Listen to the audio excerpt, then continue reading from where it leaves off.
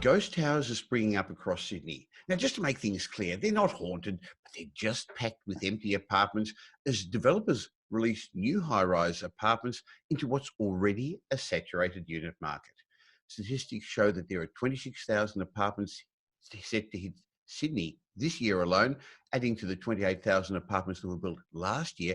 In other words, there's going to be about 54,000 new apartments flooding the Sydney property market over a 2-year period. And this has obviously led to an oversupply of apartments for sale and for rent in some locations.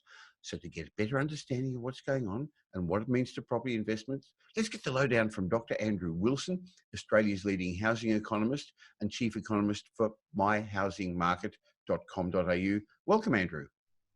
Thank you, Michael. Now, Andrew, we've seen this phenomenon of large empty apartment towers overseas. We've seen it in Singapore, in Vancouver. I read about it in China. But now certain suburbs in Sydney are experiencing it as well. There's been a bit in the news recently, and I know you were reported with your views on it on the ABC and other outlets, particularly about the suburb of Carlingford. That's the one that hit the limelight with just too many high-rise apartments. What's going on? Yes, we have seen record numbers of apartments coming through.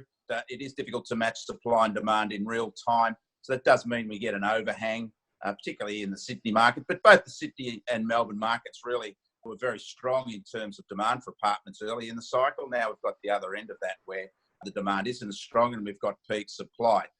Well, at the same time as this large supply, Andrew, more first home buyers seem to be in the market at the moment.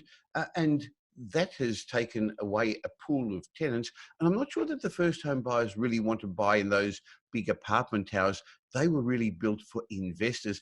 Well, I certainly think that reduced demand from higher numbers of first home buyers that would typically have been renting is one of the reasons why we have more empty apartments. But I do think that we've still got buying activity from first home buyers in apartment developments. But obviously the volume of new apartments means that regardless of that, it's been very difficult to soak it up. Well, it's led to high vacancy rates, Andrew. In the past, it's been said that a 3% vacancy rate's at about equilibrium. I'd be suggesting it probably a bit lower than that because we don't see rents rising until it's closer to 2% vacancy. But in some suburbs, vacancy rates have really blown out. Well, that's right, Michael. And again, it's a product of a number of factors. We've seen the Sydney vacancy rate for apartments now in the mid-threes. Rural vacancy rates in Sydney are now tracking just above 3%. That has meant lower rents. Rents have been falling, as predictably they would once you get to that 3% threshold, as you suggested. We've also had fewer migrants coming through the system over the last 2 years, from record numbers of migrants into Melbourne and Sydney. We've seen fewer numbers, and of course that means less demand for new properties, because of course migrants don't bring a property with them. So it is in a sense a perfect storm to have apartment developments empty for longer, but we still have underlying demand pushing ahead of supply, and we're already starting to see commentary regarding the prospect of an undersupply in the Sydney market going forward, because there really is nothing coming through in the back end now. It's really just a point in time, Andrew, because there was talk about a similar oversupply in Melbourne a number of years ago. It didn't eventuate because of population growth, and much the same in Brisbane, but over time it was soaked up. Well, that's the point, Michael. You never match supply and demand in real time. It's because the production horizon is lengthy, 3-4 years. You can't, it's difficult to match what demand will be down the track following the instigation of your development. And this leads to that sort of undersupply, oversupply type of argument. As an investor at the moment, it's hard to increase your rents. Tenants are currently spoiled for choice. And I know that at Metropolitan Property Management, just to find tenants when a new vacancy pops up, we have to at least maintain the rent or sometimes drop it. And when rent reviews come up, we're actually not able to increase the rents. Interestingly, there's also an oversupply of apartments for sale at the moment, Andrew. Well, that's right, Michael. It is. We've had the perfect storm of reduced demand, either from buyers or tenants. We've had a period now of very low confidence in the marketplace. We've seen prices falling. And of course, this has meant that buyers and sellers have particularly sat on their hands through 2019. We certainly have a lot more positive energy in the market now, with interest rate cuts and more to come likely, and less of the restrictive aspects from the financial regulator, particularly towards investors, and from banks. They're now much more positive in terms of their lending policies. I read something interesting that there was a suggestion that the markets are being artificially propped up by developers' manufacturing scarcity. They're holding on to stock, not releasing all their unsold apartments into what's a saturated market. But I've also noticed a trend for many foreign investors. They're just not putting their properties on the market for rent. But that's an old, long-standing trend where they tend to just hold them as a store of value. It's a different cultural way of looking at things, Andrew. Well, that's right, Michael. I think the other point we should note is that this misnomer of oversupply hasn't resulted, if it is, in lower prices. We haven't really seen a shakeout in apartment prices.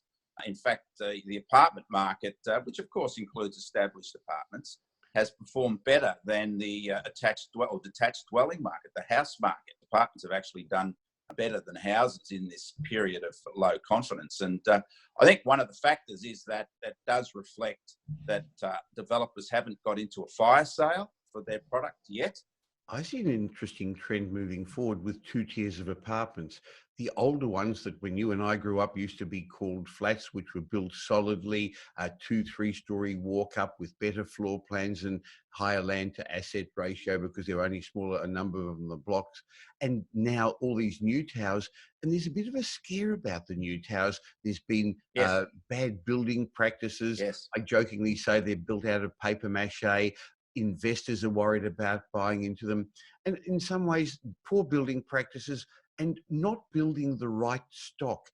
They've been built with investors in mind rather than owner-occupiers, because there is a big demand from upsizers, downsizers, young families wanting to live in apartments.